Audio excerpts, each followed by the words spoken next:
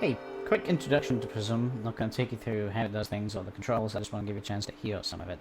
A very interesting synth that I just picked up yesterday.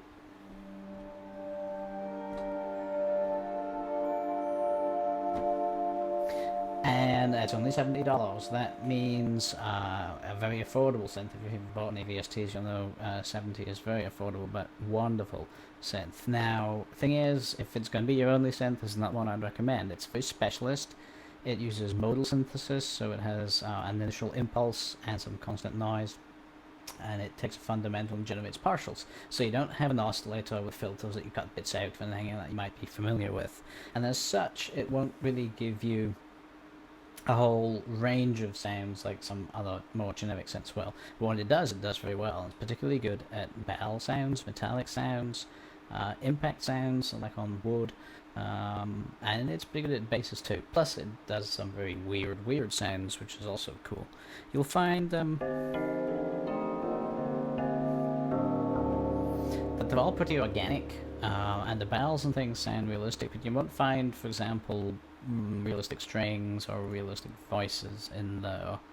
I'm new to this, so I'm just looking through a few things. One thing to watch with the synth, when you change sounds, whatever it was doing before must hang around in the modal synthesis part, and there are feedback loops, so when all the settings change, you'll find that changing between patches can make some unexpected noises. So don't do that in a live performance, and be careful even when you're in the studio.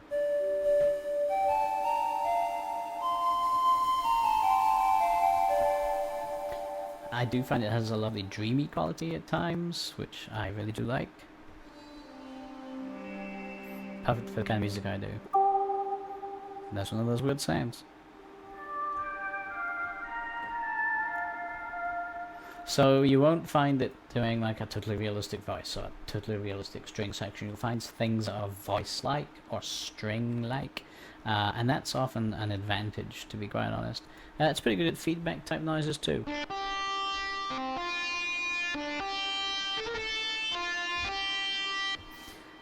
And then for some of the weirder things, let's just drop in here.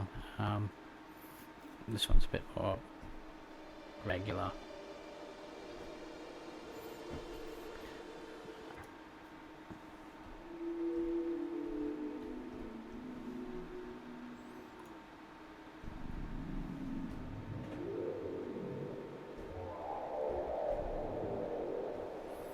So I find that perfect for adding on top and developing various layers. Now let me see if I can get Cubase to switch over. Hang on, because the other thing this does is makes a really good effect.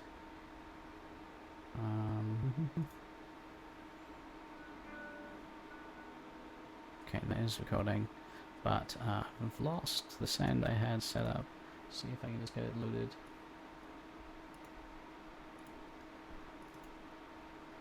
So if I turn it off, we have my Alicia's Keys piano that I like to use, and added Prism in as an effect.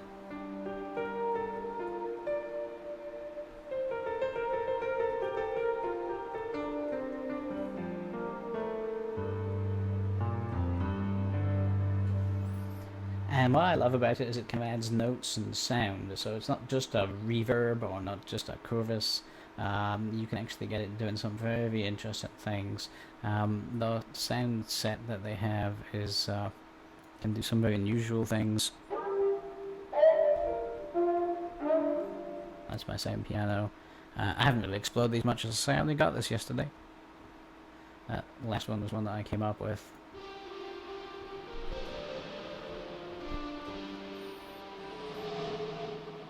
I based it on Floaty, the one that I started with, and I'd modified it to work with the piano sound.